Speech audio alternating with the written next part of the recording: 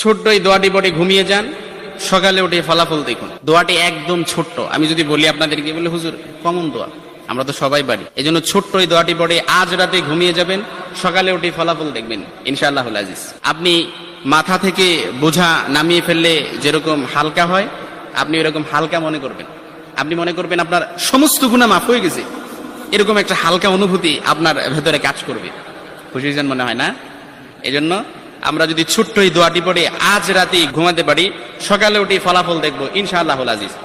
আমি যদি আপনাদেরকে হাদিসের টেক্সট শোনাই, হযরত যায়েদ রাদিয়াল্লাহু তাআলা আনহু থেকে বর্ণিত, রাসূল সাল্লাল্লাহু আলাইহি সাল্লাম বলেন, হাদিসের স্পষ্ট নারেশন হচ্ছে, যে ব্যক্তি রাত্রিবেলা 3 বার এই দোয়াটি পড়ে ঘুমিয়ে যাবে, সকালে উঠে আল্লাহ তাআলা তার সমস্ত গুনাহ মাফ করে দিবে। সুবহানাল্লাহ বাড়িতে যায় বললেন।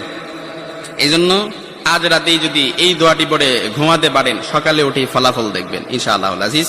দোয়াটি আমরা সবাই পারি, তবে আপনাদের মনোযোগ আকর্ষণ, আপনারা একটু আমার দিক অ্যাটাচমেন্ট বাড়ান। আমি আপনাদেরকে বলতেছি, সবাই পারি, আমার সাথে একটু ঠোঁট মিলাবেন। আস্তাগফিরুল্লাহাল্লাযী লা ইলাহা ইল্লা হুয়াল হাইয়ুল কাইয়্যুম ওয়া আতুবু ইলাইহি লা হাওলা ওয়ালা কুওয়াতা ইল্লা বিল্লাহিল আলিয়্যিল আযীম।